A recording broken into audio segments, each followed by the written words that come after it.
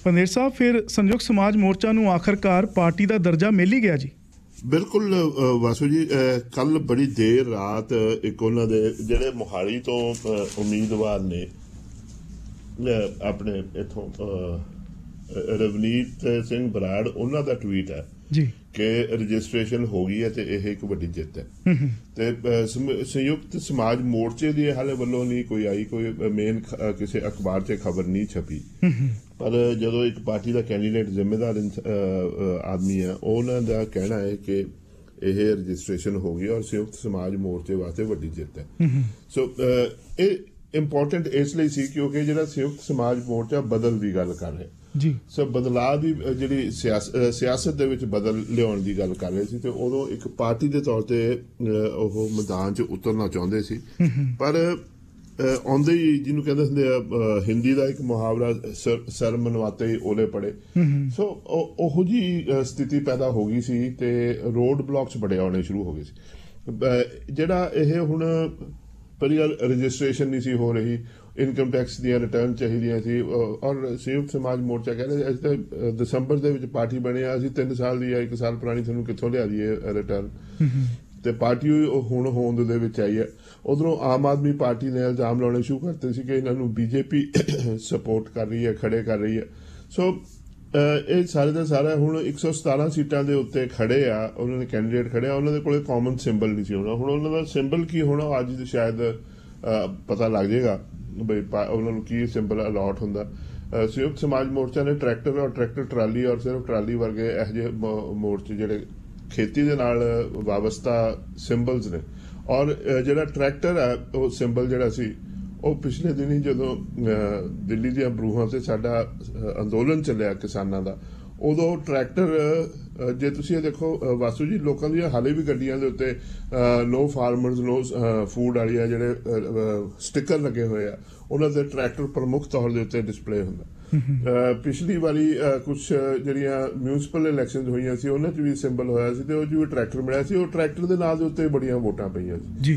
ਸੋ ਇਹ ਜਿਹੜਾ ਹੈਗਾ ਟਰੈਕਟਰ ਇੱਕ ਸਿੰਬਲ ਜਿਹੜਾ ਬਣ ਕੇ ਸਾਹਮਣੇ ਆਉਣਾ, ਉਹ ਕਿਸਾਨੀ ਦੇ ਜਿਹੜੇ ਮੁੱਦੇ ਨੇ ਉਹਨਾਂ ਨੂੰ ਸਾਹਮਣੇ ਲਿਆਉਣਾ। ਹੁਣ ਚਲੋ ਜੇ ਰਜਿਸਟ੍ਰੇਸ਼ਨ ਕੰਪਲੀਟ ਹੋ ਜਾਂਦੀ ਆ, ਮੁੱਦਾ ਜਿਹੜਾ ਹੈਗਾ ਇਲੈਕਸ਼ਨ ਸਿੰਬਲ ਵੀ ਮਿਲ ਜਾਂਦਾ। ਹੁਣ ਦੇਖਣ ਵਾਲੀ ਗੱਲ ਆ ਕਿ ਕਿਸਾਨ ਜਥੇਬੰਦੀਆਂ ਜੋ 380 ਦਿਨ ਦੇ ਮੋਰਚੇ ਦੇ ਵਿੱਚ ਆਪਣੀਆਂ ਸਟੇਜਾਂ 'ਚ ਮੁੱਦੇ ਉਭਾਰ ਰਹੀਆਂ ਸੀ, ਔਰ ਹੁਣ ਉਹ ਜਿਹੜੇ ਮੁੱਦੇ ਨੇ ਪੰਜਾਬ ਦੀ ਸਿਆਸਤ 'ਚੋਂ ਪੂਰੀ ਤਰ੍ਹਾਂ ਗਾਇਬ ਨੇ। ਕਿ ਕਿਸਾਨ ਜਥੇਬੰਦੀਆਂ ਇਹਨਾਂ ਤੁਸੀਂ ਕਹਿ ਲਓ ਜੀ, ਹੁਣ 18 ਦਿਨ ਰਹਿ ਗਏ, ਇਹਨਾਂ 18 ਦਿਨਾਂ ਦੇ ਵਿੱਚ ਉਹ ਮੁੱਦੇ ਵਾਪਸ ਲੈ ਕੇ ਆਉਣ 'ਚ ਸਫਲ ਹੋਣਗੀਆਂ ਕਿ ਨਹੀਂ ਹੋਣਗੀਆਂ, ਇਹ ਦੇਖਣ ਵਾਲੀ ਗੱਲ ਆ। ਵੀ ਉਹ ਵਾਸੂ ਜੀ ਕਮਾਲ ਦੀ ਗੱਲ ਆ ਕਿ ਜਿਹੜੀਆਂ ਰਵਾਇਤੀ ਪਾਰਟੀਆਂ ਸਣੇ ਆਮ ਆਦਮੀ ਪਾਰਟੀ, ਜਿਹੜੇ ਹੁਣ 750 ਦੇ ਆਸ-ਪਾਸ ਕਿਸਾਨ ਆਪਣੀਆਂ ਜਾਨਾਂ ਗਵਾ ਗਏ ਉਸ ਮੋਰਚੇ ਦੇ ਵਿੱਚ, ਉਹ ਮੁੱਦੇ ਗਾਇਬ ਨੇ ਇਸ ਵੇਲੇ ਸਿਆਸਤ ਦੇ ਵਿੱਚ। ਕਿਤੇ ਉਹਨਾਂ ਮੁੱਦਿਆਂ ਦੇ ਬਾਰੇ ਗੱਲ ਨਹੀਂ ਹੋ ਰਹੀ ਜੀ। ਤੇ ਪੰਦੇਰ ਸਾਹਿਬ, ਹੁਣ ਸੁਪਰੀਮ ਕੋਰਟ ਨੇ ਸਿਮਰਜੀਤ ਸਿੰਘ ਬੈਂਸ ਦੀ ਗ੍ਰਿਫਤਾਰੀ ਤੇ ਵੀ 3 ਫਰਵਰੀ ਤੱਕ ਦੀ, ਸੋ ਕੱਲ ਤੱਕ ਦੀ ਰੋਕ ਲਗਾ ਦਿੱਤੀ ਹੈ। ਬੜਾ ਹੀ ਦਿਲਚਸਪ ਕੇਸ ਹੈ ਜੀ ਇਹ। ਬੜੀ ਇਹਦੀਆਂ ਜਿਹੜੀ ਹੈਗੀ ਲੋਕਾਂ ਦੀ ਦਿਲਚਸਪੀ ਇਸ ਦੇ ਕੇਸ ਦੇ ਵਿੱਚ ਬਹੁਤ ਹੈ ਕਿ ਸਿਮਰਜੀਤ ਬੈਂਸ ਔਰ ਉਹਨਾਂ ਦੇ ਭਰਾ ਜਿਹੜੇ ਹੈਗੇ ਦੋਨੋਂ ਜਾਣੇ ਲੁਧਿਆਣੇ ਤੋਂ MLA ਨੇ, ਔਰ ਕਾਫੀ ਜਿਸ ਨੂੰ ਕਹਿੰਦੇ ਆ ਪੋਪੂਲਰ ਵੀ ਨੇ, ਲੋਕ ਸੇਵਾ ਦੇ ਵਿੱਚ ਵੀ ਗੱਲ ਕਰਦੇ ਆ, ਲੋਕਾਂ ਦੇ ਮੁੱਦੇ ਵੀ ਉਭਾਰਦੇ ਨੇ ਸਾਰੇ ਦੇ ਸਾਰੇ। ਪਰ ਪਿਛਲੇ ਦਿਨੀ ਸਿਮਰਜੀਤ ਬੈਂਸ ਦੇ ਉੱਤੇ ਇੱਕ ਮਹਿਲਾ ਨੇ ਗੰਭੀਰ, ਕੋਈ 44 ਸਾਲ ਦੀ ਮਹਿਲਾ ਹੈ, ਉਹਨੇ ਬੜੇ ਗੰਭੀਰ ਆਰੋਪ ਲਾਏ ਸੀ ਕਿ ਉਸਦੇ ਨਾਲ ਉਹਨਾਂ ਨੇ ਸਿਮਰਜੀਤ ਬੈਂਸ ਨੇ ਉਸਦੇ ਨਾਲ ਬਲਾਤਕਾਰ ਕੀਤਾ। ਤੇ ਔਰ ਇਹ ਕੇਸ ਕਾਫੀ ਸੁਰਖੀਆਂ ਵੀ ਬਟੋਰੀਆਂ, ਇਸ ਕੇਸ ਨੇ ਸੁਰਖੀਆਂ ਬਣਿਆ ਰਿਹਾ, ਔਰ ਕੇਸ ਰਜਿਸਟਰ ਵੀ ਨਹੀਂ ਸੀ ਹੋ ਰਿਹਾ। ਉਹਦੀ ਮਹਿਲਾ ਦੀ ਜਿਹੜੀ ਫਰਿਆਦ ਸੀ ਉਹ ਲੋਕੀ ਕੋਈ ਸੁਣ ਨਹੀਂ ਸੀ ਰਹੇ, ਜਿਹੜੀਆਂ ਪ੍ਰਸ਼ਾਸਨ ਸੀ। ਉਹ ਲੁਧਿਆਣਾ ਜਿਹੜਾ ਸੀ ਕਚਹਿਰੀਆਂ ਦਾ ਕੰਪਲੈਕਸ ਹੈ, ਜਿਸ ਨੂੰ ਕਹਿੰਦੇ ਆ ਅਸੀਂ ਐਡਮਿਨਿਸਟ੍ਰੇਟਿਵ ਕੰਪਲੈਕਸ ਹੈ, ਉਹਦੇ ਸਾਹਮਣੇ ਉਸ ਮਹਿਲਾ ਨੇ ਧਰਨਾ ਵੀ ਲਾ ਕੇ ਰੱਖਿਆ, ਕੁਝ ਲੋਕਾਂ ਨੇ ਉਹਦੀ ਸਪੋਰਟ ਵੀ ਕੀਤੀ। ਪਰ ਸਾਰੇ ਤੋਂ ਬਾਅਦ ਚੋਂ ਕੋਰਟ ਚੋਂ ਜਾ ਕੇ ਲੰਬੀ ਪ੍ਰਕਿਰਿਆ ਜਿਹੜੀ ਹੈਗੀ ਆ ਕਰਨ ਤੋਂ ਬਾਅਦ ਉਹ ਕੇਸ ਰਜਿਸਟਰ ਹੋਇਆ ਤੇ ਅੰਤ ਦੇ ਵਿੱਚ non available warrant Simarjeet Bains ਦੇ ਖਿਲਾਫ ਇਸ਼ੂ ਹੋਇਆ, ਔਰ ਸਿਮਰਜੀਤ ਬੈਂਸ ਨੇ ਅਦਾਲਤਾਂ ਦੇ ਵਿੱਚ ਇਸ ਤੋਂ ਕੋਈ ਰਾਹਤ ਲੈਣ ਵਾਸਤੇ ਪਹਿਲਾਂ ਲੋਕਲ ਅਦਾਲਤ 'ਚ, ਫਿਰ ਹਾਈ ਕੋਰਟ 'ਚ, ਫਿਰ ਹੁਣ ਸੁਪਰੀਮ ਕੋਰਟ 'ਚ ਉਹਨਾਂ ਨੇ ਅਰਜ਼ੀ ਲਾਈ ਸੀ। ਸੁਪਰੀਮ ਕੋਰਟ ਦੇ ਵਿੱਚ ਉਹਨਾਂ ਦਾ ਇਹੀ ਕਹਿਣਾ ਵਾ ਕਿ ਇਹ ਬਦਲਾ ਜਿਹੜੀ ਨਾਰਮਲ ਸਿਆਸਤਦਾਨ ਗੱਲ ਕਰਦੇ ਆ ਵੀ ਇਹ ਬਦਲਾਖੋਰੀ ਦਾ ਇੱਕ ਕੇਸ ਹੈ, ਸਿਆਸੀ ਉਹਨਾਂ ਨੂੰ ਟਾਰਗੇਟ ਕੀਤਾ ਜਾ ਰਿਹਾ ਉਹਨਾਂ ਦੇ ਸਿਆਸੀ ਵਿਰੋਧੀਆਂ ਵੱਲੋਂ। ਇਹੋ ਜਿਹੀ ਕੋਈ ਗੱਲ ਹੈ ਨਹੀਂ ਗੀ ਬਲਾਤਕਾਰ ਵਾਲੀ ਗੱਲ। ਸੋ ਜਦੋਂ ਇਹ ਕੇਸ ਲਿਆ ਗਿਆ ਤੇ ਅੱਜ ਉਹ ਜਿਹੜਾ ਸੀਗਾ ਜੀ ਰਾਦਰ ਕੱਲ ਸੁਪਰੀਮ ਕੋਰਟ ਦੇ ਵਿੱਚ ਜਦੋਂ ਇਹ ਕੇਸ ਦੀ ਸੁਣਵਾਈ ਸਾਹਮਣੇ ਆਈ ਤਾਂ ਉਹਦੇ ਵਿੱਚ ਇਹ ਗੱਲ ਹੋਣ ਲੱਗੀ ਜਦੋਂ ਸਿਮਰਜੀਤ ਬੈਂਸ ਦੇ ਵਕੀਲ ਨੇ ਕਿਹਾ ਕਿ ਸਿਆਸੀ ਬਦਲਾਖੋਰੀ ਹੈ, ਤਾਂ ਉਸ ਵੇਲੇ ਜਿਹੜੀ ਪੀੜਤ ਮਹਿਲਾ ਵਾ ਉਹਦੇ ਵੀ ਜਿਹੜੀ ਹੈਗੇ ਆ ਵਕੀਲ ਨੇ ਉੱਥੇ ਦਲੀਲ ਪੇਸ਼ ਕੀਤੀ ਕਿ ਇਹਦਾ ਸਿਆਸਤ ਦੇ ਨਾਲ ਕੋਈ ਲੈਣਾ ਦੇਣਾ ਨਹੀਂ ਹੈ, ਬੜੀ ਦੇਰ ਦਾ ਕੇਸ ਚੱਲ ਰਿਹਾ ਹੈ। ਰਾਦਰ ਜਦੋਂ ਉਹਨੇ ਇਹ ਕੇਸ ਜਾਂ ਇਹ ਸ਼ਿਕਾਇਤ ਪ੍ਰਸ਼ਾਸਨ ਦੇ ਸਾਹਮਣੇ ਕੀਤੀ ਤਾਂ 4 ਕੇਸ ਤਾਂ ਉਸ ਔਰਤ ਦੇ ਖਿਲਾਫ ਹੋਏ, ਕੁਝ ਉਹਨਾਂ ਦੇ ਰਿਸ਼ਤੇਦਾਰਾਂ ਦੇ ਖਿਲਾਫ ਹੋਏ, ਉਹਦੀ ਫੈਮਿਲੀ ਦੇ ਖਿਲਾਫ ਹੋਏ, ਔਰ ਸਿਮਰਜੀਤ ਬੈਂਸ ਇੱਕ ਇਨਫਲੂਐਂਸ਼ੀਅਲ ਆਦਮੀ ਹੋਣ ਕਰਕੇ ਉਹਨਾਂ ਨੂੰ ਬਹੁਤ ਤੰਗ ਕਰ ਰਿਹਾ। ਸੋ ਉਹ ਕਹਿੰਦੇ ਜੀ ਮੈਂ ਇਸ ਦੇ ਸਾਰੇ ਦੇ ਸਬੂਤ ਵੀ ਪੇਸ਼ ਕਰ ਸਕਦੀ ਹਾਂ, ਔਰ ਉਹਨਾਂ ਨੇ ਕਿਹਾ ਕਿ ਸਿਮਰਜੀਤ ਬੈਂਸ ਦੇ ਖਿਲਾਫ ਹੋਰ ਵੀ ਕਈ ਜਿਹੜੇ ਹੈਗੇ ਕੇਸ ਚੱਲ ਰਹੇ, ਬੜੇ ਕਈ ਸੰਗੀਨ ਕੇਸ ਚੱਲ ਰਹੇ। ਸੋ ਇਹ ਸਾਰੇ ਦਾ ਸਾਰਾ ਤੋਂ ਇਹ ਸੁਣਵਾਈ ਤੋਂ ਬਾਅਦ ਪਹਿਲਾਂ ਤਾਂ ਉਹਨਾਂ ਨੂੰ ਜਿਸ ਤਰ੍ਹਾਂ ਪਹਿਲਾਂ ਬਾਕੀਆਂ ਨੂੰ ਬਿਕਰਮ ਮਜੀਠੀਆ ਨੂੰ 23 ਫਰਵਰੀ ਤੱਕ ਰਾਹਤ ਦੇਣ ਦੀ ਸੁਪਰੀਮ ਕੋਰਟ 'ਚ ਸ਼ਾਇਦ ਗੱਲ ਚੱਲ ਰਹੀ ਸੀ, ਪਰ ਜਦੋਂ ਇਸ ਔਰਤ ਦਾ ਵਕੀਲ ਨੇ ਸਾਰੀ ਬੜੀ ਜਿਹੜੀ ਹੈਗੀ ਆ ਆਪਣੀ ਬਹਿਸ ਕੀਤੀ ਪੂਰੀ ਦੀ ਪੂਰੀ, ਤਾਂ ਸੁਪਰੀਮ ਕੋਰਟ ਨੇ 3 ਦਿਨ ਦਿੱਤੇ ਨੇ, ਫਰਵਰੀ 3 ਤੱਕ ਜਿਹੜਾ ਹੈਗਾ ਜੀ ਉਹ ਤਾਂ ਕੱਲ੍ਹ ਨੂੰ ਆ ਜਾਣੀ ਹੈ। ਤੇ ਉਹਦੇ ਵਿੱਚ ਇਹ ਕਿਹਾ ਕਿ ਜੀ ਆਪਣੇ ਦਸਤਾਵੇਜ਼ ਇਸ ਔਰਤ ਨੂੰ ਕਿਹਾ ਵੀ ਇਹ ਲੈ ਕੇ ਆਵੇ, ਤੇ ਬਾਕੀ ਜਿਹੜੀ ਹੈਗੀ ਆ ਸਟੇਟ ਨੂੰ ਵੀ ਕਿਹਾ, ਪੰਜਾਬ ਸਰਕਾਰ ਨੂੰ ਵੀ ਕਿਹਾ ਕਿ ਉਹ ਵੀ ਦੱਸਣ ਇਸ ਕੇਸ ਦਾ ਸਟੇਟਸ ਕੀ ਹੈ। ਸੋ ਸਿਮਰਜੀਤ ਬੈਂਸ ਦੀ ਹਾਲੇ ਵੀ ਜਿਹੜੀ ਹੈਗੀ ਆ ਉਹ ਤਲਵਾਰ ਲਟਕੀ ਹੋਈ ਹੈ। ਸੁਪਰੀਮ ਕੋਰਟ ਨੇ ਫੇਰ ਵੀ ਇਹੀ ਕਿਹਾ ਕਿ ਅਸੀਂ ਜਿਹੜਾ ਕੇਸ ਹੈ FIR ਆ ਜਾਂ ਜਿਹੜਾ ਬਲਾਤਕਾਰ ਦਾ ਕੇਸ ਆ ਉਸ ਨੂੰ ਰੋਕਣ ਦੇ ਹੱਕ 'ਚ ਨਹੀਂ ਹੈਗੇ, ਉਹਦੇ ਉੱਤੇ ਸਾਡੀ ਕੋਈ ਅਸੀਂ ਟਿੱਪਣੀ ਨਹੀਂ ਕਰ ਰਹੇ। ਬਸ ਅਸੀਂ ਇਹ ਕਹਿ ਰਹੇ ਹਾਂ ਕਿ ਸਿਮਰਜੀਤ ਬੈਂਸ ਇੱਕ ਪੋਲੀਟੀਸ਼ੀਅਨ ਜੋ ਇਲੈਕਸ਼ਨ ਲੜਦਾ, ਅਸੀਂ ਇਹ ਚਾਹੁੰਦੇ ਹਾਂ ਕਿ ਉਹਦਾ ਜਿਹੜਾ ਜਮਹੂਰੀ ਹੱਕ ਹੈ ਇਲੈਕਸ਼ਨ ਲੜਨ ਦਾ ਉਹ ਉਸ ਤੋਂ ਕਿਸੇ ਕੇਸ ਦੀ ਪੈਰਵਾਈ ਕਰਕੇ ਨਾ ਖੋਇਆ ਜਾਵੇ।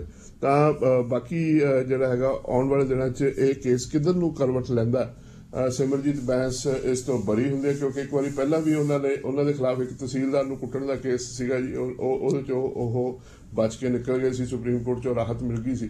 ਹੁਣ ਇਸ ਕੇਸ ਦੇ ਬਾਰੇ ਕੀ ਹੁੰਦਾ, ਲੋਕਾਂ ਦੀਆਂ ਨਿਗਾਹ ਬਣੀਆਂ ਹੋਈਆਂ ਨੇ। ਸਿਮਰਜੀਤ ਬੈਂਸ ਦੀ ਜਿਹੜੀ ਛਵੀ ਹੈ ਉਸ ਦੇ ਉੱਤੇ ਇਸ ਕੇਸ ਨੇ ਕਾਫੀ ਵੱਡਾ ਦਾਗ ਲਾਇਆ। ਪੰਦੇਰ ਸਾਹਿਬ, ਕੇਂਦਰੀ ਬਜਟ ਪੇਸ਼ ਕੀਤਾ ਗਿਆ ਭਾਰਤ ਦੇ ਵਿੱਚ, ਤੇ ਇਸ ਬਜਟ ਦਾ ਪੰਜਾਬ ਦੀ ਆਰਥਿਕਤਾ ਤੇ ਕੀ ਪ੍ਰਭਾਵ ਪਏਗਾ ਜੀ? ਇਹਨੂੰ ਪੰਜਾਬ ਵੱਲੋਂ ਕਿਹੋ ਜਿਹਾ ਪ੍ਰਤੀਕਰਮ ਆ ਰਿਹਾ? ਇਸ ਬਜਟ ਨੂੰ ਪਾਸ ਕਿਹਾ ਜਾ ਰਿਹਾ ਕਿ ਫੇਲ? ਵਾਸੂ ਜੀ, ਜ਼ਿਆਦਾਤਰ ਪੰਜਾਬ ਦੇ ਜਿਹੜੇ ਸਿਆਸਤਦਾਨ ਨੇ ਉਹ ਮੇਰੇ ਵਰਗੇ ਨੇ ਜਿਨ੍ਹਾਂ ਨੂੰ ਬਜਟ ਡਾਕੂਮੈਂਟ ਨਾ ਤਾਂ ਪੜ੍ਹਨਾ ਹੁੰਦਾ ਨਾ ਸਮਝਣਾ ਹੁੰਦਾ, ਕੋਈ ਹੋਰ ਸਮਝਾ ਦੇਵੇ ਤਾਂ ਚੰਗਾ ਹੁੰਦਾ।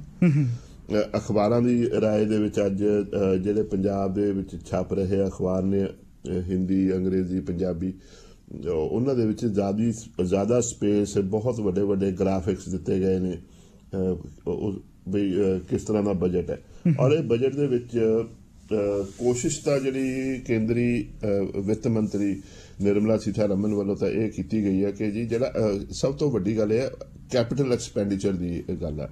ਔਰ ਉਹ ਜਿਹੜਾ ਕੈਪੀਟਲ ਐਕਸਪੈਂਡੀਚਰ ਹੁੰਦਾ ਜਿਹੜਾ ਸਰਕਾਰ ਨੇ ਲੋਕ ਪੱਖੀ ਸਕੀਮਾਂ ਦੇ ਉੱਤੇ ਜਿਹੜਾ ਖਰਚਾ ਕਰਨਾ, ਉਹਦੇ ਵਿੱਚ ਕੋਈ 35% ਇਨਕਰੀਜ਼ ਹੈ, ਜਿਹੜੀ ਇੱਕ ਸ਼ਲਾਘਾ ਵਾਲੀ ਗੱਲ ਕਹਿ ਸਕਦੇ ਹਾਂ ਕੇਂਦਰ ਸਰਕਾਰ ਦੀ ਕਿ ਉਹਨਾਂ ਨੇ 35% ਇਸ ਦੇ ਵਿੱਚ ਇਨਕਰੀਜ਼ ਕੀਤਾ, ਰਾਦਰ 35.4% ਹੈ। ਸੋ ਇਹ ਉਹ ਕਹਿੰਦੇ ਜੀ ਜਦੋਂ ਪੈਸਾ ਜਾਊਗਾ ਫਿਰ ਉਹਦੇ ਨਾਲ ਜਿਹੜੀ ਇਕਨੋਮਿਕ ਗਰੋਥ ਆ ਉਸ ਨੂੰ ਵਾਧਾ ਹੋਊਗਾ। ਪਰ ਜਿਹੜੇ ਜੇ ਆਪਾਂ ਸੈਕਟਰ ਵਿੱਚ ਦੇਖੀਏ ਸਭ ਤੋਂ ਜ਼ਿਆਦਾ ਤਰਜੀਹ ਡਿਫੈਂਸ ਨੂੰ ਦਿੱਤੀ ਗਈ ਹੈ, ਜਿੱਥੇ 5.25 ਲੱਖ ਕਰੋੜ ਰੁਪਏ ਡਿਫੈਂਸ ਤੇ ਲਾਇਆ ਜਾਊਗਾ। ਐਗਰੀਕਲਚਰ ਜਿਹੜੀ ਹੈਗੀ ਹੈ ਖਾਸ ਤੌਰ ਤੇ ਜੀ ਤੇ ਪੰਜਾਬ ਨੂੰ ਕਾਫੀ ਆਸ ਹੈਗੀ ਆ। ਐਗਰੀਕਲਚਰ ਦੇ ਵਿੱਚ 1,32,000 ਕਰੋੜ ਦੇ ਆਸ-ਪਾਸ ਨਵਾਂ ਉਹਦੇ ਵਿੱਚ ਜਿਹੜਾ ਹੈਗਾ ਉਹਦਾ ਵਾਧਾ ਕੀਤਾ ਉਹਨਾਂ ਨੇ। ਤੋ ਇਹ ਸਾਰੀ ਦੀਆਂ ਸਾਰੀਆਂ ਐਗਰੀਕਲਚਰ ਨੂੰ ਮਾਡਰਨਾਈਜ਼ ਕਰਨ ਦੀ ਆ, ਉਹ 'ਚ ਹਾਈਟੈਕ ਜਿਹੜੀ ਇਨਪੁਟਸ ਨੇ ਜਿਵੇਂ ਡਰੋਨ ਨੇ ਜਾਂ ਈਵਨ ਜਿਹੜੀ ਨੈਚੁਰਲ ਖੇਤੀ ਆ ਉਸ ਨੂੰ ਤਰਜੀਹ ਦੇਣ ਦੀ, ਕੈਮੀਕਲ ਫਰੀ ਖੇਤੀ ਕਰਨ ਦੀ ਜਿਹੜੀ ਤਰਜੀਹ ਦਿੱਤੀ ਹੈ ਉਹ ਸਾਰਿਆਂ ਨੂੰ। ਔਰ ਜਿਹੜੇ ਸੂਬਿਆਂ ਨੂੰ ਆ ਉਹਨਾਂ ਨੂੰ 1 ਲੱਖ ਕਰੋੜ ਦੇ ਆਸ-ਪਾਸ ਜਿਹੜਾ ਹੈਗਾ ਇੰਟਰਸਟ ਫ੍ਰੀ ਲੋਨ ਦੇਣ ਦੀ ਵੀ ਗੱਲ ਕੀਤੀ ਇਹਦੇ 'ਚ ਤਜਵੀਜ਼ ਹੈ। ਪਰ ਜਿਹੜੇ ਪੰਜਾਬ ਵੱਲੋਂ ਜੇ ਆਪਾਂ ਗੱਲ ਕਰੀਏ, ਪੰਜਾਬ ਦੇ ਵਿੱਚੋਂ ਹਾਲੇ ਤੱਕ ਜਿਹੜੀਆਂ ਮੇਨ ਪੋਲੀਟੀਕਲ ਪਾਰਟੀਆਂ ਨੇ ਉਹਨਾਂ ਨੇ ਕਿਉਂਕਿ ਚੋਣਾਂ ਦਾ ਦੰਗਲ ਚੱਲ ਰਿਹਾ ਹੈ ਉਹਦੇ ਵਿੱਚ ਨਹੀਂ ਸੀ, ਉਹਨਾਂ ਦੇ ਰਿਐਕਸ਼ਨ ਵਾਲੇ ਨਹੀਂ ਆਏ ਉਹਦੇ ਵਿੱਚੋਂ। ਸੋ ਪੰਜਾਬ ਦੇ ਵਿੱਚੋਂ ਡਿਸਅਪੁਆਇੰਟਮੈਂਟ ਜ਼ਰੂਰ ਆ। ਭਗਵੰਤ ਮਾਨ ਦਾ ਮੈਂ ਦੇਖ ਰਿਹਾ ਸੀ ਕਿ ਭਗਵੰਤ ਮਾਨ ਔਰ ਈਵਨ ਅਰਵਿੰਦ ਕੇਜਰੀਵਾਲ ਨੇ ਤਾਂ ਜਨਰਲ ਇੱਕ ਸਟੇਟਮੈਂਟ ਦਿੱਤੀ ਹੈ ਕਿ ਆਮ ਲੋਕਾਂ ਨੂੰ ਬਹੁਤ ਸਾਰੀਆਂ ਇਹਦੇ 'ਚ ਐਕਸਪੈਕਟੇਸ਼ਨ ਸੀ, ਆਸ਼ਾਵਾਂ ਸੀਗੀਆਂ ਕਿ ਬਜਟ ਦੇ ਨਾਲ ਸਟੈਪਸ ਲਏ ਜਾਣਗੇ ਜਿਹਦੇ ਨਾਲ ਇਨਫਲੇਸ਼ਨ ਜਿਹੜੀ ਹੈ ਜਾਂ ਪ੍ਰਾਈਸ ਰਾਈਜ਼ ਜਿਹੜਾ ਹੈ ਉਹਨੂੰ ਕਿਸੇ ਤਰੀਕੇ ਦੇ ਨਾਲ ਉਹਨੂੰ ਨੱਥ ਪਾਈ ਜਾਊਗੀ, ਔਰ ਉਹਦੇ ਬਾਰੇ ਕੁਝ ਵੀ ਨਹੀਂ ਹੈ। ਤੇ ਇਹਦੇ ਏਵਜ਼ ਦੇ ਵਿੱਚ ਈਵਨ ਜਿਹੜੇ ਮਮਤਾ ਬੈਨਰਜੀ ਹੈ ਉਹਨਾਂ ਨੇ ਕਿਹਾ ਜੀ ਇਹ ਪੈਗਾਸਸ ਸਪਿਨ ਬਜਟ ਹੈ, ਇਹ ਲੋਕਾਂ ਦੇ ਵਾਸਤੇ, ਆਮ ਲੋਕਾਂ ਵਾਸਤੇ ਕੁਝ ਨਹੀਂ ਹੈ। ਜਿਹੜਾ ਸਭ ਤੋਂ ਤਿੱਖਾ ਪ੍ਰਤੀਕਰਮ ਆਇਆ ਉਹ ਸਾਬਕਾ ਵਿੱਤ ਮੰਤਰੀ ਪੀ ਚਿਦੰਬਰਮ ਵੱਲੋਂ ਆਇਆ ਜੀ। ਉਹਨਾਂ ਨੇ ਕਿਹਾ ਕਿ ਇਸ ਬਜਟ ਨੇ ਜਿਹੜੀ ਹੈਗੀ ਆ ਲੋਕਾਂ ਦਾ ਘਾਣ ਕੀਤਾ ਕਿ ਫਰਟੀਲਾਈਜ਼ਰ, ਫੂਡ ਔਰ ਪੈਟਰੋਲੀਅਮ ਦੇ ਉੱਤੇ ਜਿਹੜੀਆਂ ਸਬਸਿਡੀਜ਼ ਮਿਲ ਰਹੀਆਂ ਸੀ ਉਹ 'ਚ ਕਟੌਤੀ ਕੀਤੀ। ਔਰ ਪੀ ਚਿਦੰਬਰਮ ਉਹਨਾਂ ਨੇ ਕੈਲਕੂਲੇਟ ਕਰਕੇ ਦੱਸਿਆ ਜੀ ਕਿ ਕੋਈ ਇਹ ਜਿਹੜੀ ਫਿਗਰ ਹੈ ਇਹ 2 ਲੱਖ ਕਰੋੜ ਤੋਂ ਉੱਪਰ ਹੈ ਜਿਹੜੀ ਕਟੌਤੀਆਂ ਕੀਤੀਆਂ ਨੇ ਇਹਨਾਂ ਨੇ ਸਾਰੀਆਂ ਦੀ ਸਾਰੀਆਂ। ਔਰ ਜਦੋਂ ਇਹਦੇ ਵਿੱਚ ਜਿਹੜੀ ਫੂਡ ਸਬਸਿਡੀ ਆ ਔਰ ਫਰਟੀਲਾਈਜ਼ਰ ਸਬਸਿਡੀ ਆ, ਈਵਨ ਪੈਟਰੋਲੀਅਮ ਸਬਸਿਡੀ ਹੈ, ਇਹ ਪੰਜਾਬ ਨੂੰ ਡਾਇਰੈਕਟਲੀ ਇੰਪੈਕਟ ਕਰਦੀ ਹੈ। ਔਰ ਕਿਉਂਕਿ ਤੁਸੀਂ ਫਰਟੀਲਾਈਜ਼ਰ ਸਬਸਿਡੀ ਜੇ ਘਟਾਉਂਦੇ ਹੋ ਤਾਂ ਜਿਹੜੀ ਖੇਤੀ ਇਨਪੁਟ ਹੈ ਉਹਦੇ 'ਚ ਵਾਧਾ ਹੁੰਦਾ। ਸੋ ਇਹ ਸਾਰੇ ਦਾ ਸਾਰਾ, ਔਰ ਜਦ ਕਿ ਗਰੋਥ ਜਿਹੜੀ ਹੈ ਵਾਸੂ ਜੀ, ਜਿਹੜਾ ਮੇਰਾ ਆਪਣਾ ਮੰਨਣਾ ਤੇ ਇਹ ਮੇਰੀ ਆਪਣੀ ਮਾਨਤਾ ਵਾ ਕਿ ਗਰੋਥ ਕੋਈ ਵੀ ਉਦੋਂ ਤੱਕ ਨਹੀਂ ਹੁੰਦੀ ਜਦੋਂ ਤੁਸੀਂ ਆਪਣੇ ਪ੍ਰਾਇਮਰੀ ਸੈਕਟਰ, ਇਹ ਜਿਹੜਾ ਐਗਰੀਕਲਚਰ ਔਰ ਮੈਨੂਫੈਕਚਰਿੰਗ ਸੈਕਟਰ ਤੋਂ ਤੁਸੀਂ ਉਹਦੇ 'ਚ ਧਨ ਦੀ ਉਤਪਤੀ ਨਹੀਂ ਸ਼ੁਰੂ ਹੋ ਜਾਂਦੀ। ਪੰਜਾਬ ਨੂੰ ਇਹਦੀ ਆਸ ਸੀਗੀ ਕਿ ਚੋਣਾਂ 'ਚ ਜਾ ਰਹੇ ਆ ਔਰ ਬੀਜੇਪੀ ਆਪਣੀ ਇੱਕ ਜਗ੍ਹਾ ਬਣਾਉਣਾ ਚਾਹੁੰਦੀ ਹੈ ਪੰਜਾਬ ਦੇ ਵਿੱਚ, ਕੁਛ ਨਾ ਕੁਛ ਜ਼ਰੂਰ ਆਏਗਾ। ਹੋ ਸਕਦਾ ਕੋਈ ਜਿਹੜੇ ਕਰਜ਼ੇ ਨੇ ਉਹਨਾਂ ਦੀ ਰੀਸਟਰਕਚਰਿੰਗ ਹੀ ਆ ਜੇ, ਪਰ ਉਹ ਜਿਹਾ ਨਹੀਂ ਹੋਇਆ। ਪਰ ਇੱਕ ਹੋਰ ਜਿਹੜੇ ਬੀਜੇਪੀ ਦੇ ਜਿਹੜੇ ਕੁਛ ਮੇਰੇ ਸੋਰਸਿਸ ਨੇ ਉਹ ਕਹਿੰਦੇ ਪ੍ਰਧਾਨ ਮੰਤਰੀ ਨੇ ਹਾਲੇ ਇਸ ਬਜਟ ਤੇ ਬੋਲਣਾ ਤੇ ਪਾਰਲੀਮੈਂਟ ਦੇ ਵਿੱਚ ਇਸ ਬਜਟ ਤੇ ਬਹਿਸ ਹੋਣੀ ਹੈ ਔਰ ਬਹਿਸ ਤੋਂ ਬਾਅਦ ਫਿਰ ਵਿੱਤ ਮੰਤਰੀ ਨੇ ਇਸ ਦੇ ਉੱਤੇ ਜਵਾਬ ਦੇਣਾ ਔਰ ਉਹਦੇ ਵਿੱਚ ਕੁਛ ਨਾ ਕੁਛ ਜ਼ਰੂਰ ਆਏਗਾ ਔਰ ਉਹ ਕਾਫੀ ਆਸਵੰਦ ਨੇ। ਪੰਜਾਬ 'ਚ ਫਿਲਹਾਲ ਜਿਹੜੀ ਹੈਗੀ ਇੱਕ ਤਾਂ ਚੋਣਾਂ ਦਾ ਮਾਹੌਲ ਹੈ, ਇਸ ਬਜਟ ਬਾਰੇ ਕਾਫੀ ਨਿਰਾਸ਼ਤਾ ਹੀ ਦੇਖਣ ਨੂੰ ਮਿਲ ਰਹੀ ਹੈ ਜੀ।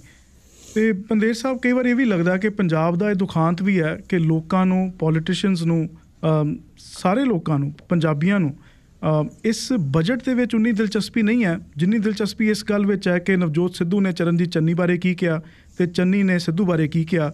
ਤੇ ਹੁਣ ਕਾਂਗਰਸ ਦੇ ਵਿੱਚ ਰਾਹੁਲ ਗਾਂਧੀ ਆ ਕੇ ਇਹ ਵਾਅਦਾ ਕਰਕੇ ਗਏ ਸੀ ਕਿ ਚੋਣਾਂ ਤੋਂ ਪਹਿਲਾਂ CM ਫੇਸ ਕਿਹੜਾ ਹੋਏਗਾ, ਸੋ ਮੁੱਖ ਮੰਤਰੀ ਦਾ ਚਿਹਰਾ ਕੌਣ ਹੋਏਗਾ, ਕੈਂਡੀਡੇਟ ਕੌਣ ਹੋਏਗਾ, ਇਹ ਐਲਾਨ ਕਰਾਂਗੇ। ਤੇ ਹੁਣ ਇਹ ਪਤਾ ਲੱਗ ਰਿਹਾ ਵੀ ਹੁਣ ਕਾਂਗਰਸ ਨੇ ਵੀ ਕੋਈ ਸਰਵੇਖਣ ਸ਼ੁਰੂ ਕੀਤਾ ਜੀ ਕਿ ਮੁੱਖ ਮੰਤਰੀ ਦਾ ਚਿਹਰਾ ਕੌਣ ਹੋਏਗਾ ਕਾਂਗਰਸ ਦਾ। ਹਾਂਜੀ ਵਾਸੂ ਜੀ, ਇਹ ਮੈਂ ਹੋਰ ਕਿਸੇ ਕੋਲੋਂ ਨਹੀਂ, ਮੈਨੂੰ ਤਾਂ ਕੱਲ ਆਪ ਨੂੰ ਮੈਨੂੰ ਫੋਨ ਆਇਆ ਜੀ। ਅੱਛਾ ਜੀ। ਤੇ ਮੈਨੂੰ ਉਹਨਾਂ ਨੇ ਫੋਨ ਕਰਕੇ ਪੁੱਛਿਆ ਜੀ ਬਈ ਤੁਸੀਂ ਨਵਜੋਤ ਸਿੱਧੂ ਨੂੰ, ਚੰਨੀ ਨੂੰ ਜਾਂ ਬਿਨਾਂ ਚਿਹਰੇ ਤੋਂ ਪਾਰਟੀ ਜਾਵੇ, ਉਹ ਸਰਵੇਖਣ ਉਹ ਪੁੱਛ ਰਹੇ। ਸੋ ਇਹ ਸਰਵੇਖਣ ਪੂਰੇ ਦਾ ਪੂਰਾ ਸ਼ੁਰੂ ਹੋ ਗਿਆ। ਕੋਈ 250 ਜਿਹਨੂੰ ਕਹਿੰਦੇ ਆ ਉਹ ਸੋਸ਼ਲ ਮੀਡੀਆ ਵਰਕਰਸ ਨੇ ਜਿਨ੍ਹਾਂ ਨੂੰ ਡਿਪਲੋਏ ਕੀਤਾ ਗਿਆ ਇਹਦੇ ਵਾਸਤੇ। ਔਰ ਇਹ ਮੇਰੇ ਹਿਸਾਬ ਦੇ ਨਾਲ ਅਗਲੇ 10 ਦਿਨ ਇਹ ਚੱਲੇਗਾ। ਮੋਬਾਈਲ ਫੋਨ ਦੇ ਉੱਤੇ ਲੋਕਾਂ ਤੋਂ ਰਾਏ ਲਈ ਜਾਵੇਗੀ, ਫਿਰ ਪਾਰਟੀ ਦੇ ਆਪਣੇ ਇਨਰ ਜਿਹੜਾ ਇਨਫੋਰਮੇਸ਼ਨ ਚੈਨਲਸ ਨੇ ਉਹਨਾਂ ਦੇ ਥਰੂ ਵੀ ਲਈ ਜਾਊਗੀ। ਸੋ ਇਹ ਸਾਰੇ ਦਾ ਸਾਰਾ, ਕਿਉਂਕਿ ਦੂਸਰੇ ਪਾਸੇ ਜਿਹੜੀ ਮੈਨੂੰ ਦੇਖਣ ਨੂੰ ਗੱਲ ਆ ਰਹੀ ਹੈ, ਚੀਫ ਮਿਨਿਸਟਰ ਚਿਹਰਾ ਤਾਂ ਜਿਹੜਾ ਹੈ ਜਿਹੜੀ ਬਗਾਵਤ ਇੰਨੀ ਜਿਹੜੀ ਹੋਈ ਆ, ਕੋਈ 25 ਸੀਟਾਂ ਦੇ ਉੱਤੇ ਕਾਂਗਰਸੀ ਬਾਗੀ ਹੋ ਗਏ, ਕਾਂਗਰਸੀਆਂ ਦੇ ਮੰਤਰੀ ਖੁਦ ਮੁੱਖ ਮੰਤਰੀ ਦਾ ਭਰਾ ਬਾਗੀ। ਰਾਣਾ ਗੁਰਜੀਤ ਸਿੰਘ ਜਿਹੜੇ ਹੈਗੇ ਆ ਮੰਤਰੀ, ਉਹਨਾਂ ਦਾ ਬੇਟਾ ਬਾਗੀ ਹੋ ਗਿਆ, ਔਰ ਰਾਣਾ ਗੁਰਜੀਤ ਸਿੰਘ ਆਪਣੇ ਬੇਟੇ ਦੀ ਕਨਵੈਂਸਿੰਗ ਕਰ ਰਹੇ ਆ ਸੁਲਤਾਨਪੁਰ ਲੋਧੀ ਆਫੀਸ਼ੀਅਲ ਕੈਂਡੀਡੇਟ ਦੇ ਖਿਲਾਫ, ਮੰਤਰੀ ਬਾਗੀ। ਤ੍ਰਿਪਤ ਰਜਿੰਦਰ ਬਾਜਵਾ ਦਾ ਬੇਟਾ ਬਟਾਲਿਓ ਸ਼ਾਇਦ ਇਲੈਕਸ਼ਨ ਲੜ ਰਿਹਾ, ਤੇ ਕੀ ਤ੍ਰਿਪਤ ਰਜਿੰਦਰ ਬਾਜਵਾ ਜਿਹੜੇ ਹੈਗੇ ਆ ਉਹ ਜੁਆਇਨ ਕਰਨਗੇ, ਆਪਣੇ ਬੇਟੇ ਦੀ ਕਨਵੈਂਸਿੰਗ ਦੇਖਣ ਵਾਲੀ ਹੋਊਗੀ।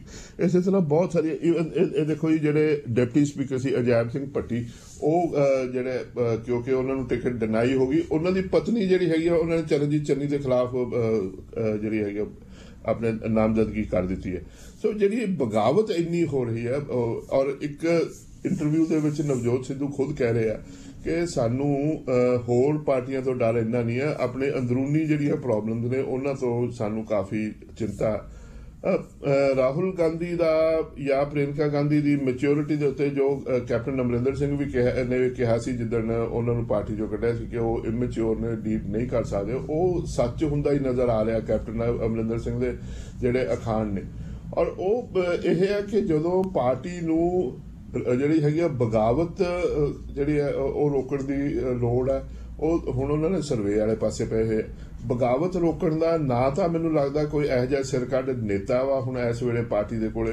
ਮੈਨੂੰ ਨਵਜੋਤ ਸਿੱਧੂ ਬੇਸ਼ੱਕ ਵਿਕਰਮ ਮਜੀਠੀਆ ਨੂੰ ਤਾਂ ਥਾਪੀਆਂ ਮਾਰ ਕੇ ਵੰਗਾਰ ਰਹੇ ਆ ਅੰਮ੍ਰਿਤਸਰ ਈਸਟ ਦੇ ਵਿੱਚ, ਤੇ ਉਹ ਆਪਣੀ ਜਿਹੜੀ ਸ਼ੈਲੀ ਆ ਉਸ ਤੋਂ ਮੁੜ ਨਹੀਂ ਰਹੇ, ਉਹ ਨਜ਼ਰ ਆ ਰਹੀ ਹੈ ਸਾਰੇ ਪਾਸੇ। ਤੁਹਾਨੂੰ ਹੋਰ ਵੀ ਨਜ਼ਰ ਆ ਰਿਹਾ, ਪਰ ਜਿਹੜੇ ਆਪਣੇ ਲੋਕੀ ਨਾਰਾਜ਼ ਹੋ ਗਏ, ਉਹਨਾਂ ਨੂੰ ਬਤੌਰ ਪਾਰਟੀ ਪ੍ਰਧਾਨ ਉਹਨਾਂ ਦੀ ਇਹ ਜ਼ਿੰਮੇਵਾਰੀ ਹੈ। ਔਰ ਦੂਸਰੇ ਪਾਸੇ ਇਹ ਹੈ ਕਿ ਚਾਹੇ ਸੁਨੀਲ ਜਾਖੜ ਦਾ ਜਿਹੜਾ ਟਾਈਮ ਸੀ ਉਹ ਦੇਖ ਲਓ, ਜਾਂ ਹੁਣ ਨਵਜੋਤ ਸਿੱਧੂ ਦਾ ਟਾਈਮ ਦੇਖ ਲਓ ਬਤੌਰ PCC ਪ੍ਰਧਾਨ, ਦੇਸ਼ ਦੀ ਸਭ ਤੋਂ ਪੁਰਾਣੀ ਜਿਹੜੀ ਸਿਆਸੀ ਪਾਰਟੀ ਆ ਉਹਦਾ ਪੰਜਾਬ ਦੇ ਵਿੱਚ ਆਰਗੇਨਾਈਜੇਸ਼ਨਲ ਢਾਂਚਾ ਹੀ ਹੈ ਨਹੀਂ। ਸੋ ਔਰ ਉਹ ਕਿਸ ਤਰ੍ਹਾਂ ਆਪਣੇ ਜਿਹੜੇ ਹੈਗੇ ਵਰਕਰਸ ਆਰਗੇਨਾਈਜ਼ ਕਰਨਗੇ, ਕਿਸ ਤਰ੍ਹਾਂ ਉਹ ਕਰਨਗੇ। ਹੁਣ ਜਿਹੜੀ ਆਹ ਸਾਰੀ ਬਗਾਵਤ ਹੋਈ ਆ ਉਹਨਾਂ ਨੂੰ ਕਿਸ ਤਰ੍ਹਾਂ ਮਨਾਉਣਗੇ। ਇੱਕ ਬੰਦੇ ਨੂੰ ਚਰਨਜੀਤ ਚੰਨੀ ਮਨਾਉਣ 'ਚ ਕਾਮਯਾਬ ਹੋਏ ਨੇ, ਉਹ ਹੈਗੇ ਕੇਵਲ ਢਿੱਲੋਂ, ਔਰ ਬਰਨਾਲੇ ਦੀ ਸੀਟ ਕੇਵਲ ਢਿੱਲੋਂ ਨੂੰ ਡਿਨਾਈ ਕੀਤੀ ਗਈ ਔਰ ਕੇਂਦਰੀ ਮੰਤਰੀ ਪਵਨ ਬਾਂਸਲ ਦੇ ਬੇਟੇ ਮਨੀਸ਼ ਬਾਂਸਲ ਨੂੰ ਦਿੱਤੀ ਗਈ। ਤਾਂ ਚਰਨਜੀਤ ਚੰਨੀ ਉਹਦੇ ਘਰੇ ਗਏ ਤੇ ਉਹਨੂੰ ਮਨਾ ਲਿਆ, ਔਰ ਕੇਵਲ ਢਿੱਲੋਂ ਉਹਨਾਂ ਨੇ ਕਿਹਾ ਕਿ ਮੈਂ ਆਫੀਸ਼ੀਅਲੀ ਸਪੋਰਟ ਕਰੂੰਗਾ, ਬੇਸ਼ੱਕ ਮੈਂ ਨਾਰਾਜ਼ ਸੀ, ਮੈਂ ਪਰ ਚਰਨਜੀਤ ਚੰਨੀ ਉਹਨਾਂ ਨੂੰ ਇੱਜ਼ਤ ਕਰਦਾ ਤੇ ਮੈਂ ਇਸ ਲਈ ਮੰਨ ਗਿਆ। ਸੋ ਪਾਰਟੀ ਜਿਹੜੀ ਹੈਗੀ ਆ ਹਾਈ ਕਮਾਂਡ ਜਿਹੜੀ ਹੈ ਉਹ ਲੋੜ ਪਾਰਟੀ ਦੀ ਕਿਤੇ ਆ, ਉਹ ਐਡਰੈਸ ਕਿਸੇ ਹੋਰ ਪਾਸੇ ਕਰ ਰਹੀ ਹੈ। ਸੋ ਬੜੀ ਜਿਹੜੀ ਹੈਗੀ ਆ ਅਜੀਬੋ ਗਰੀਬ ਸਥਿਤੀ ਕਾਂਗਰਸ ਦੇ ਵਾਸਤੇ ਬਣੀ ਹੋਈ ਹੈ। ਇੰਝ ਲੱਗਦਾ ਜਿਵੇਂ ਨਾ ਕਾਂਗਰਸ ਦਾ ਕੋਈ ਵਾਲੀ ਵਾਰਸ ਇਹ ਹੈ ਜੀ। ਪੰਦੇਰ ਸਾਹਿਬ, ਇੱਕ DSP ਬਲਵਿੰਦਰ ਸਿੰਘ ਸੇਖੋਂ ਜਿਨ੍ਹਾਂ ਨੂੰ ਪਿਛਲੇ ਸਾਲ ਅਗਸਤ ਵਿੱਚ ਸਸਪੈਂਡ ਕੀਤਾ ਗਿਆ ਸੀ, ਉਹਨਾਂ ਨੇ ਹੁਣ ਫੈਸਲਾ ਕੀਤਾ ਲੁਧਿਆਣੇ ਤੋਂ ਭਾਰਤ ਭੂਸ਼ਣ ਆਸ਼ੂ ਦੇ ਖਿਲਾਫ ਤੇ ਅੰਮ੍ਰਿਤਸਰ ਤੋਂ ਨਵਜੋਤ ਸਿੰਘ ਸਿੱਧੂ ਦੇ ਖਿਲਾਫ ਚੋਣਾਂ ਲੜਨ ਦਾ। ਹਾਂਜੀ ਬਿਲਕੁਲ ਵਾਸੂ ਜੀ, ਬਲਵਿੰਦਰ ਸਿੰਘ ਸੇਖੋਂ ਕਾਫੀ ਜਿਹੜੇ ਹੈਗੇ ਕੰਟਰੋਵਰਸ਼ੀਅਲ ਪੁਲਿਸ ਆਫੀਸਰ ਨੇ। ਇਸੇ ਤਰ੍ਹਾਂ ਉਹਨਾਂ ਨੇ ਬੇਸ਼ੱਕ 2 ਸੀਟਾਂ ਤੋਂ ਭਰਿਆ, ਇਹਦੇ ਨਾਲ 8 ਹੋਰ ਵੀ ਪੁਲਿਸ ਆਫੀਸਰਸ ਨੇ ਔਰ 3 ਸਾਬਕਾ IAS ਆਫੀਸਰ ਨੇ ਜੋ ਐਕਟਿਵ ਚੋਣਾਂ ਦੇ ਵਿੱਚ ਆਪਣਾ ਜਿਹੜੀ ਕਿਸਮਤ ਅਜਮਾ ਰਹੇ। ਬਲਵਿੰਦਰ ਸਿੰਘ ਸੇਖੋਂ ਨੇ ਡਿਸਮਿਸ ਕਰ ਦਿੱਤੇ ਗਏ ਸੀ ਕਿਉਂਕਿ ਜਿਹੜੀ ਉਹਨਾਂ ਦੀ ਭਾਰਤ ਭੂਸ਼ਣ ਆਸ਼ੂ ਦੇ ਨਾਲ ਚੇਂਜ ਇਨ ਲੈਂਡ ਯੂਜ਼ ਸਕੈਮ ਜਿਹੜਾ ਸੀਗਾ ਉਹ ਪੰਜਾਬ ਵਿਧਾਨ ਸਭਾ ਦੇ ਵਿੱਚ ਵੀ ਕਾਫੀ ਉਹਦਾ ਰੌਲਾ ਪਿਆ, ਉਹਦੇ ਵਿੱਚ ਕੋਰਟ ਵੀ ਦਾ ਵਿੱਚ ਪਿਆ ਤੇ ਭਾਰਤ ਭੂਸ਼ਣ ਆਸ਼ੂ ਨੇ ਉਹਨਾਂ ਨੂੰ ਕਹਿੰਦੇ ਥ੍ਰੈਟਨ ਵੀ ਕੀਤਾ। ਸੋ ਉਹਨਾਂ ਨੇ ਇਹ ਕਿਹਾ ਸੀ, ਭਾਰਤ ਭੂਸ਼ਣ ਆਸ਼ੂ ਇਹ ਕਹਿ ਰਹੇ ਸੀ ਕਿ ਇਹ ਬਲਵਿੰਦਰ ਸੇਖੋਂ ਨੇ ਉਹਨਾਂ ਨੂੰ ਗਾਲਾਂ ਕੱਢੀਆਂ, ਟੈਕਸਟ ਦੇ ਉੱਤੇ ਅਬਿਊਸਿਵ ਟੈਕਸਟ ਭੇਜੇ। ਸੋ ਇਹ ਸਾਰੀਆਂ ਗੱਲਾਂ ਤਾਂ ਚੱਲ ਰਹੀਆਂ ਸੀ। ਇਹ ਕਾਫੀ ਇਹ ਵੀ ਸੁਰਖੀਆਂ ਦਾ ਜਿਹੜੀ ਸੀ ਖਬਰ ਸੀ, ਸੁਰਖੀਆਂ ਬੜੀਆਂ ਸੁਰਖੀਆਂ ਬਣੀਆਂ ਔਰ ਬਲਵਿੰਦਰ ਸੇਖੋਂ ਦੀਆਂ ਬਹੁਤ ਸਾਰੀਆਂ ਇੰਟਰਵਿਊਜ਼ ਤੁਹਾਨੂੰ ਮਿਲ ਜਾਣਗੀਆਂ ਇਹਦੇ ਉੱਪਰ। ਔਰ ਹੁਣ ਇਹ ਉਹ ਗੱਲ ਇਹ ਕਹਿ ਰਹੇ ਆ ਕਿ ਜਿਹੜੇ ਨਵਜੋਤ ਸਿੱਧੂ ਆਪਣੀ ਇਮੇਜ ਪ੍ਰੋਜੈਕਟ ਕਰ ਰਹੇ ਆ ਐਜ਼ ਸਾਫ ਸੁਥਰਾ ਇਨਸਾਨ ਦੀ, ਔਰ ਉਹਦੇ ਵਿੱਚ ਕਹਿੰਦੇ ਮੈਂ ਇਹ ਦਿਖਾਉਣਾ ਚਾਹੁੰਦਾ। ਮੈਂ ਕਹਿੰਦੇ ਜੀ ਇਹ ਲੜਾਈ, ਕੁਛ ਲੜਾਈਆਂ ਇਹੋ ਜਿਹੀਆਂ ਹੁੰਦੀਆਂ ਜੋ ਜਿੱਤਣ ਵਾਸਤੇ ਨਹੀਂ ਲੜੀਆਂ ਜਾਂਦੀਆਂ, ਪਰ ਕੁਝ ਲੋਕਾਂ ਨੂੰ ਉਹਨਾਂ ਦੀ ਜਗ੍ਹਾ ਦਿਖਾਉਣ ਵਾਸਤੇ ਹੀ ਲੜੀਆਂ ਜਾਂਦੀਆਂ ਨੇ। ਔਰ ਉਹਨਾਂ ਨੇ ਕਿਹਾ ਮੈਂ ਇਹ ਦੋਨੋਂ ਜਿਹੜੀਆਂ ਕੌਂਸਟੀਟੂਐਂਸੀਜ਼ ਇਸ ਲਈ ਲੜਾਈ ਲੜ ਰਿਹਾ, ਮੈਂ ਜਿੱਤਣ ਵਾਸਤੇ ਨਹੀਂ, ਮੈਂ ਲੋਕਾਂ ਨੂੰ ਦੱਸਣਾ ਚਾਹੁੰਦਾ ਕਿ ਉਹ ਬਈ ਮੇਰੇ ਨਾਲ ਕਿੰਨੀ ਬੇਇਨਸਾਫੀ ਇਹ 2 ਲੀਡਰਸ ਨੇ ਕੀਤੀ ਆ।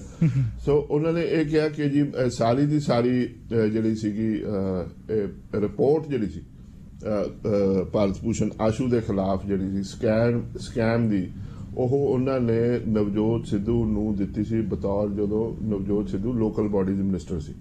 ਔਰ ਨਵਜੋਤ ਸਿੱਧੂ ਨੇ ਕੋਈ ਉਹਨਾਂ ਦੇ ਉੱਤੇ ਉਸ ਰਿਪੋਰਟ ਦੇ ਉੱਤੇ ਕੋਈ ਐਕਸ਼ਨ ਨਹੀਂ ਲਿਆ, ਪਰ ਜਿਹੜੇ ਬਲਵਿੰਦਰ ਸਿੰਘ ਸੇਖੋਂ ਨੂੰ ਨੌਕਰੀ ਤੋਂ ਕੱਢਿਆ ਗਿਆ, ਕਹਿੰਦੇ ਮੇਰਾ ਕਸੂਰ ਕੀ ਹੈ।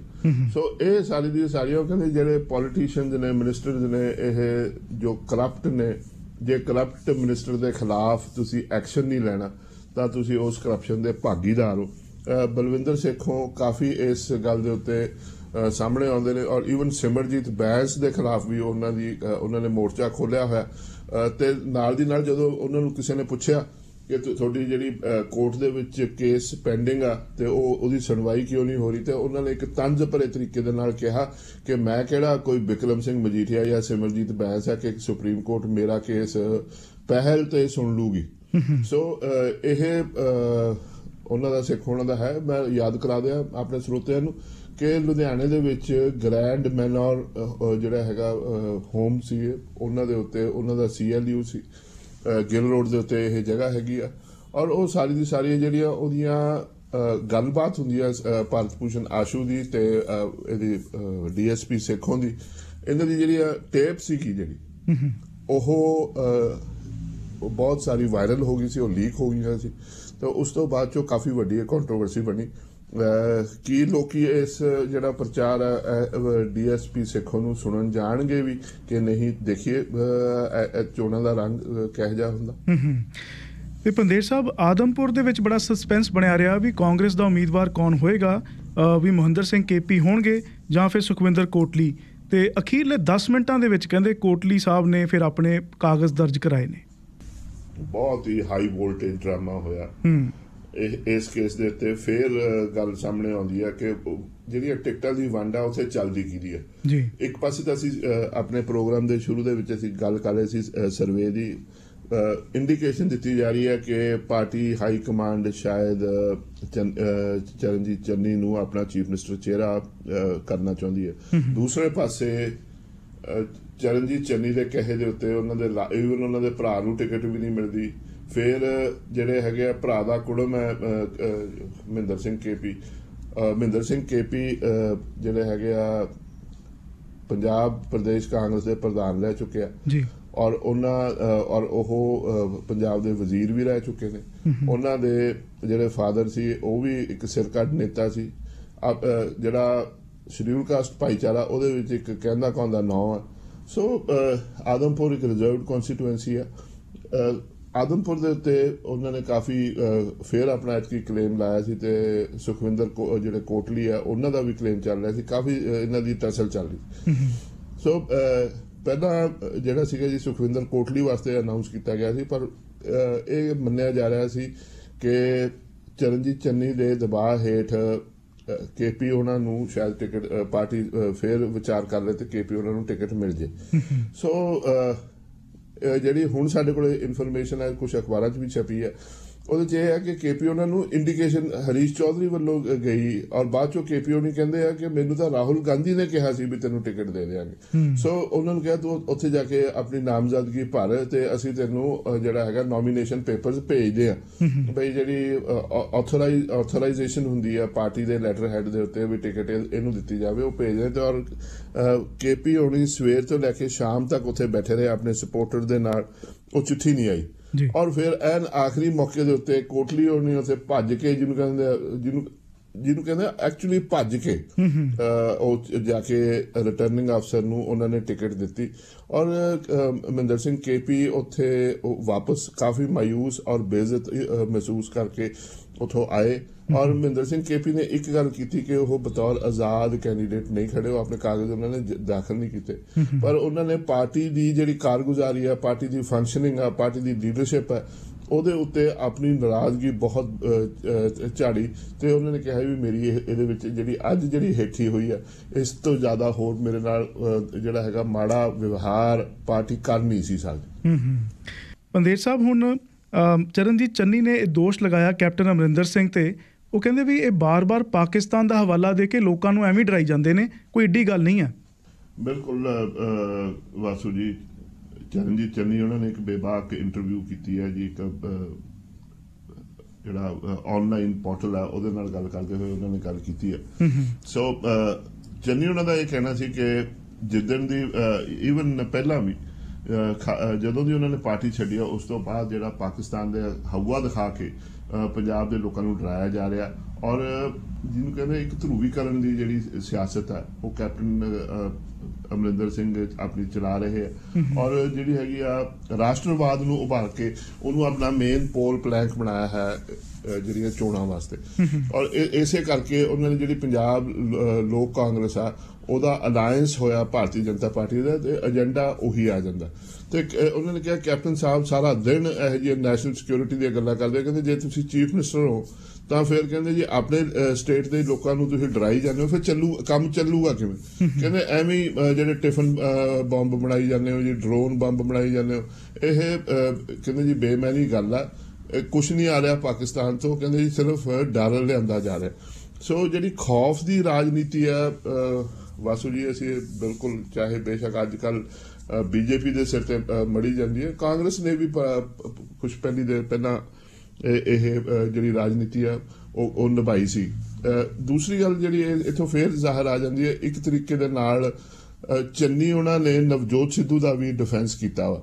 ਸੋ ਜਿਹੜਾ ਪਾਕਿਸਤਾਨ ਦਾ ਹਊਆ ਦਿਖਾ ਕੇ ਉਹਨਾਂ ਨੇ ਇਹ ਕਿਹਾ ਕਿ ਪਾਕਿਸਤਾਨ ਦਾ ਹਊਆ ਦਿਖਾ ਕੇ ਕੈਪਟਨ ਅਮਰਿੰਦਰ ਸਿੰਘ ਦਿਖਾ ਰਹੇ, ਤੇ ਫਿਰ ਕਿਉਂਕਿ ਪਿਛਲੇ ਦਿਨ ਕੈਪਟਨ ਅਮਰਿੰਦਰ ਸਿੰਘ ਨੇ ਬਿਆਨ ਦਿੱਤਾ ਸੀ ਕਿ ਇਮਰਾਨ ਖਾਨ ਨੇ ਨਵਜੋਤ ਸਿੱਧੂ ਨੂੰ ਦੀ ਸਿਫਾਰਿਸ਼ ਕੀਤੀ ਸੀ ਨਵਜੋਤ ਸਿੱਧੂ ਵਾਸਤੇ ਕਿ ਉਹਨਾਂ ਨੂੰ ਵਾਪਸ ਕੈਬਨਿਟ 'ਚ ਲਿਆ ਜਾਵੇ। ਸੋ ਔਰ ਕੈਪਟਨ ਅਮਰਿੰਦਰ ਸਿੰਘ ਨੇ ਕਾਫੀ ਕੋਸ਼ਿਸ਼ ਕੀਤੀ ਆ ਜਿਹੜਾ ਇਹ ਪਾਕਿਸਤਾਨ ਦਾ ਕਾਰਡ ਖੇਡਣ ਦੀ। ਜਦੋਂ ਨਵਜੋਤ ਸਿੱਧੂ ਉਦੋਂ ਪਾਕਿਸਤਾਨ ਗਏ ਸੀ, ਕਰਤਾਰਪੁਰ ਲਾਂਘੇ ਦਾ ਜਦੋਂ ਖੋਲ੍ਹੇ ਜਾਣ ਦੀ ਗੱਲ ਹੋ ਰਹੀ ਸੀ, ਜਿਹੜੀ ਉੱਥੋਂ ਦੇ ਆਰਮੀ ਚੀਫ ਕਮਰਾਨ ਬਾਜਵਾ ਦੇ ਨਾਲ ਉਹਨਾਂ ਨੇ ਜੱਫੀ ਪਾਈ ਸੀ, ਉਸ ਨੂੰ ਵੀ ਕੈਪਟਨ ਅਮਰਿੰਦਰ ਸਿੰਘ ਨੇ ਕਾਫੀ ਉਭਾਰਿਆ ਸੀ। ਬੀਜੇਪੀ ਵੀ ਕਾਂਗਰਸ 'ਚ ਹੋ ਕੇ ਕੈਪਟਨ ਅਮਰਿੰਦਰ ਸਿੰਘ ਬੀਜੇਪੀ ਵਾਲੇ ਪਾਸੇ ਇੱਕ ਰਾਸ਼ਟਰਵਾਦ ਦਾ ਇੱਕ ਏਜੰਡਾ ਦੇ ਨਾਲ ਨਜ਼ਰ ਆ ਰਹੇ ਸੀ। ਸੋ ਜਿਹੜੀ ਇੱਕ ਬੀਜੇਪੀ ਦੀ ਹਿੰਦੂਤਵਾ ਦੀ ਜਿਹੜਾ ਏਜੰਡਾ ਵਾ, ਔਰ ਨਾਲ ਉਸ ਦਾ ਰਾਸ਼ਟਰਵਾਦ ਦਾ ਜਿਹੜਾ ਐਕਸਟ੍ਰੀਮ ਜਿਹਨੂੰ ਕਹਿੰਦੇ ਆ ਜਿਹੜੀ ਹੈਗੀ ਆ ਅਲਟਰਾ ਨੈਸ਼ਨਲਿਜ਼ਮ ਦਾ ਏਜੰਡਾ ਜਿਸ ਨੂੰ ਕਹਿੰਦੇ ਆ, ਉਹਦੇ ਵਾਸਤੇ ਮੈਨੂੰ ਯੋਗ ਪੰਜਾਬੀ ਸ਼ਬਦ ਨਹੀਂ ਨਜ਼ਰ ਆਇਆ ਉਹ। ਤੇ ਦੂਸਰੇ ਪਾਸੇ ਜਿਹੜੀ ਪੰਜਾਬੀ ਆਈਡੈਂਟੀਟੀ ਦੀ ਗੱਲ ਹੋ ਰਹੀ ਹੈ, ਇਹ ਜਿਹੜੇ ਦੋ ਮੁੱਦੇ ਨੇ ਜਿਹੜਾ ਇਹ ਹਮੇਸ਼ਾ ਟਕਰਾਉਂਦੇ ਨੇ, ਔਰ ਇਸੇ ਕਰਕੇ ਪੰਜਾਬ ਦੇ ਵਿੱਚ ਬੀਜੇਪੀ ਦਾ ਜਿਹੜਾ ਹਿੰਦੂਤਵਾ ਦਾ ਏਜੰਡਾ ਉਹ ਨਹੀਂ ਚੱਲਦਾ, ਤੇ ਨਾ ਹੀ ਜਿਹੜਾ ਈਵਨ ਹੋਰ ਜਿਹੜੇ ਵੱਖਵਾਦੀ ਜਾਂ ਜਿਸ ਤਰ੍ਹਾਂ ਖਾਲਿਸਤਾਨ ਦਾ ਏਜੰਡਾ ਉਹ ਵੀ ਇਸੇ ਲਈ ਨਹੀਂ ਚੱਲਦਾ, ਕਿਉਂਕਿ ਜਿਹੜੀ ਪੰਜਾਬ ਦੀ ਆਪਣੀ ਕੰਪੋਜ਼ਿਟ ਆਈਡੈਂਟੀਟੀ ਦਾ ਜਿਹੜਾ ਗੱਲ ਹੈ ਉਹ ਮੁੱਦਾ ਹਮੇਸ਼ਾ ਭਾਰੂ ਰਹਿੰਦਾ।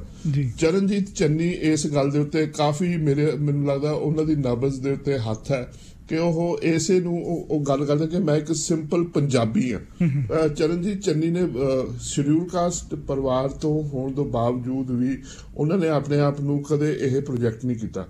ਉਹਨਾਂ ਨੇ ਜਿਹੜੀ ਧਰੂਵੀਕਰਨ ਵਾਲੀ ਜਿਹੜੀ ਸਿਆਸਤ ਹੈ ਜਿਹੜੀਆਂ ਆਮ ਪਾਰਟੀਆਂ ਕਰਦੀਆਂ ਨੇ ਉਹ ਉਹਨਾਂ ਨੇ ਨਹੀਂ ਕੀਤੀ। ਸੋ ਉਹ ਕੈਪਟਨ ਅਮਰਿੰਦਰ ਸਿੰਘ ਦਾ ਜਾਂ ਬੀਜੇਪੀ ਦਾ ਇਹ ਧਰੂਵੀਕਰਨ ਦਾ ਜਿਹੜਾ ਏਜੰਡਾ ਉਸ ਦੇ ਖਿਲਾਫ ਕਾਫੀ ਜਿਸ ਲੈਵਲ ਦੇ ਉੱਤੇ ਜਿਹੜਾ ਜ਼ੋਰ ਪਾਇਆ ਚੰਨੀ ਉਹਨਾਂ ਨੇ, ਇਹ ਪੰਜਾਬ ਦੀ ਜਿਹੜੀ ਪੋਪੂਲੇਸ਼ਨ ਹੈ ਇਹਨੂੰ ਕਾਫੀ ਅਪੀਲ ਕਰੇਗਾ, ਇਹ ਮੇਰਾ ਮੰਨਣਾ ਹੈ ਜੀ। ਪੰਦੇਰ ਸਾਹਿਬ, ਬਹੁਤ ਕੁਇਕਲੀ ਜੇ ਆਪਾਂ ਗੱਲ ਕਰ ਲਈਏ ਯੂਪੀ ਦੀ ਵੀ, ਕਿ ਹੁਣ ਕਾਂਗਰਸ ਨੇ ਉੱਥੇ ਫੈਸਲਾ ਕੀਤਾ ਕਿ ਅਖਿਲੇਸ਼ ਯਾਦਵ ਦੇ ਖਿਲਾਫ ਕੋਈ ਕੈਂਡੀਡੇਟ ਨਹੀਂ ਖੜਾ ਕੀਤਾ ਜਾਏਗਾ। ਇਹਨੂੰ ਕਿਹਾ ਜਾ ਰਿਹਾ ਕਿ ਪੋਲੀਟੀਕਲ ਕਰਟਸੀ ਹੈ। ਸੋ ਪਿੱਛੇ ਗੇਮ ਕੀ ਹੈ ਜੀ ਸਾਰੀ? ਬਹੁਤ ਤਿੱਖਾ ਮੁਕਾਬਲਾ ਜਿਹੜੀ ਹੈਗੀ ਆ ਯੂਪੀ ਦੇ ਵਿੱਚ। ਸਮਾਜਵਾਦੀ ਪਾਰਟੀ ਦੇ ਪ੍ਰੈਜ਼ੀਡੈਂਟ ਅਖਿਲੇਸ਼ ਯਾਦਵ ਨੇ ਇੱਕ ਪੂਰੇ ਦਾ ਪੂਰਾ ਜਿਹੜੀ ਇੱਕ ਗਰਾਊਂਡ ਸਵੈਲ ਜਿਹੜਾ ਰਿਪੋਰਟਾਂ ਆ ਰਹੀਆਂ ਨੇ ਬੀਜੇਪੀ ਵਾਸਤੇ, ਉਹਨਾਂ ਨੇ ਹਾਲਤ ਜਿਹੜੀ ਹੈਗੀ ਮੁਸ਼ਕਲ ਕਰ ਦਿੱਤੀ ਹੈ ਬਚਾਉਣ ਲਈ। ਤੇ ਉਹਦੇ ਵਾਸਤੇ ਅਖਿਲੇਸ਼ ਯਾਦਵ ਦੇ ਨਾਲ ਪਹਿਲਾਂ ਤਾਂ ਉਹਨਾਂ ਦਾ ਸਮਝੌਤਾ ਸੀ ਪਿਛਲੀਆਂ ਚੋਣਾਂ ਵੇਲੇ, ਐਤਕੀ ਉਹ ਨਹੀਂ ਹੋ ਸਕਿਆ।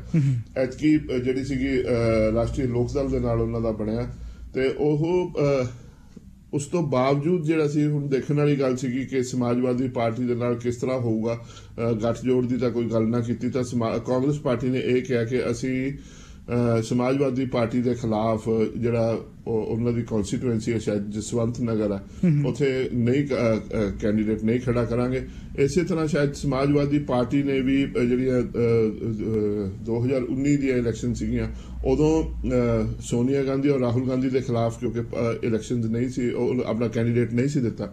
ਸੋ ਇੱਕ ਲੈਵਲ ਦੇ ਉੱਤੇ ਤੁਸੀਂ ਕਹਿ ਸਕਦੇ ਹੋ ਜੇ ਆਫੀਸ਼ੀਅਲੀ ਗਠਬੰਧਨ ਨਹੀਂ ਹੋਇਆ ਕਾਂਗਰਸ ਇਹ ਨਹੀਂ ਚਾਹੁੰਦੀ ਕਿ ਅਖਿਲੇਸ਼ ਯਾਦਵ ਨੂੰ ਫਸਾ ਕੇ ਉਹਨਾਂ ਦੀ ਸੀਟ ਦੇ ਉੱਤੇ ਕੋਈ ਜਿਹੜਾ ਕੰਟੈਸਟ ਆ ਉਹ ਤਿੱਖਾ ਕੀਤਾ ਜਾਵੇ, ਉਹਨਾਂ ਦੀਆਂ ਵੋਟਸ ਡਿਵਾਈਡ ਹੋਣ, ਕੱਲ ਨੂੰ ਉਹ ਕਹਿਣ ਵੀ ਸਾਡੇ ਵਾਸਤੇ ਤੁਸੀਂ ਪ੍ਰੋਬਲਮ ਖੜੀ ਕੀਤੀ ਹੈ। ਕਾਂਗਰਸ ਕਿਉਂਕਿ ਇੱਕ ਥਰਡ ਲੈਵਲ ਦੇ ਉੱਤੇ ਜਾਂ ਚੌਥੀ ਪੋਜੀਸ਼ਨ ਦੇ ਉੱਤੇ ਆਪਣੇ ਆਪ ਨੂੰ ਹਾਲੇ ਉੱਥੋਂ ਉੱਭਰਨ ਦੀ ਕੋਸ਼ਿਸ਼ ਕਰ ਰਹੀ ਹੈ, ਤਾਂ ਇੱਕ ਗੁੱਡਵਿਲ ਜਨਰੇਟ ਕਰਨ ਦੀ ਕੋਸ਼ਿਸ਼ ਆਪਾਂ ਕਹਿ ਸਕਦੇ ਹਾਂ। ਬੰਦੇਰ ਸਾਹਿਬ, ਇਹ ਸਾਰੀਆਂ ਖਬਰਾਂ ਸਾਡੇ ਨਾਲ ਸਾਂਝੀਆਂ ਕਰਨ ਲਈ ਬਹੁਤ ਬਹੁਤ ਧੰਨਵਾਦ। ਕੱਲ ਫਿਰ ਗੱਲਬਾਤ ਕਰਾਂਗੇ ਜੀ। ਬਹੁਤ ਬਹੁਤ ਧੰਨਵਾਦ ਜੀ।